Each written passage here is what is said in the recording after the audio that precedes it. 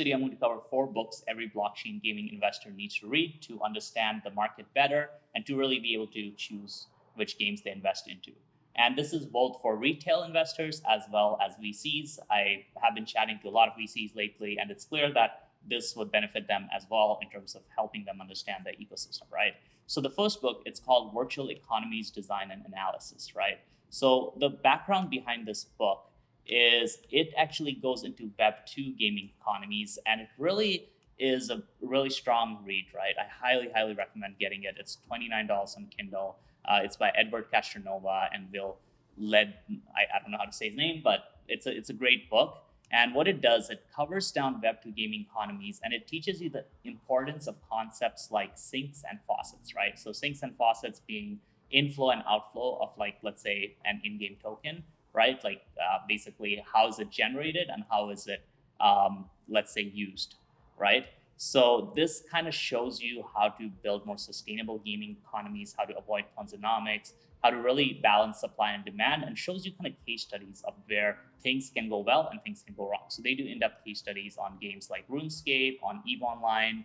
And so it's a really fascinating book. It is pretty dense, but I highly recommend reading this because virtual economies are pretty much market economies, except you are able to see what happens in real time, and you're able to adjust those factors. So the difference between blockchain is, like, once you have a system set up in blockchain, you can't just easily arbitrarily change something.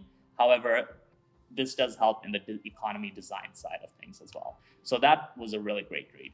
Now, the second one is called Blood, Sweat, and Pixels. So Blood, Sweat, and Pixels is an incredible book. It's, as you can see, it's got 4.7 stars.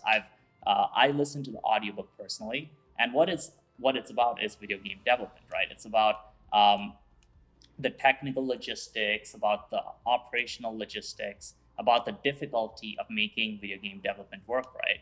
So what this really reinforced for me is that blockchain gaming will probably have its bull run maybe 2023, 2024, 2025, right?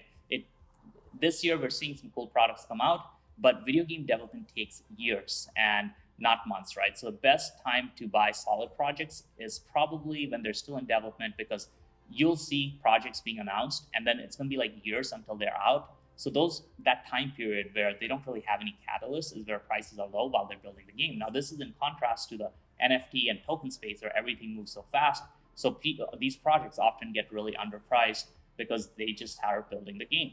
Now, on top of helping you understand the timelines and how long it takes to actually build proper games, which is really important as an investor because you have realistic expectations. And if a team is saying they're going to release in like 2 weeks, that's BS.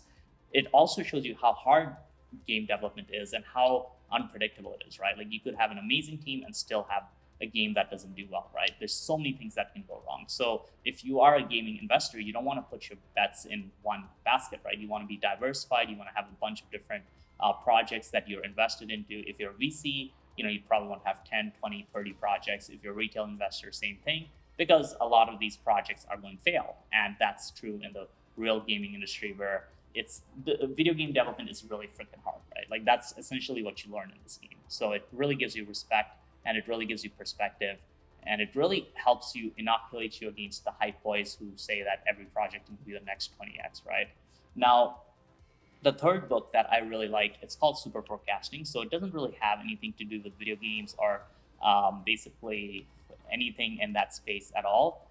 But Superforecasting is an incredible book. I read it on Kindle, and what it's about is it's a framework for prediction. So basically, the author Philip Tetlock ran these large-scale prediction, tournaments where they would recruit different people, and it was called a good judgment project, right? So you would have a lot of these ordinary people who were better than experts at predicting events, right? So they would give them like questions like, hey, do you think the price of oil is going to be higher or lower? And most often, these super predictors or the super forecasters would out-predict the professional experts. And this actually was an incredible book. It helped me understand a lot, and it showed me that really expertise is having not a narrow focus, but being very number one, being having a large general basic knowledge, being interested in a lot of things that you can draw upon. But number two, being very humble and being able to change your perspective, not being stuck to any thesis or way of thinking, right? So being really open to being proven wrong and adjusting when you are. And number three is basically an analytical framework, right? So putting numbers on your prediction. So instead of saying, oh, I'm pretty confident, saying that I think this is like a 70% chance probability. And then once new information comes in, you take a look at that and you adjust it upward or downward. So this is really important because if you're investing, you're essentially forecasting. So this is definitely a book I would highly recommend. Now, the last book I recommend is Economics and Math of Token Engineering and DeFi. So this is definitely a little bit more technical. There are a lot of parts of this book where I didn't really, I had to skip because they got into math, but I would highly recommend it. I didn't know this was Kindle Unlimited because I'm pretty sure I paid $50 for it before.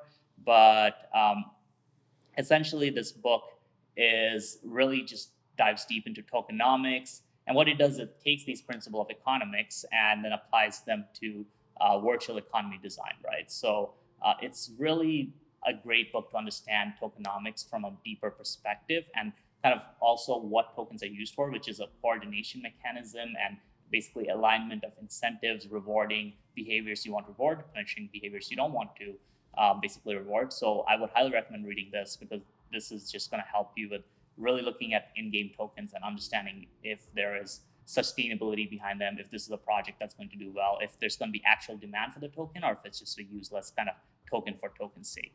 So those 4 books will help you a lot.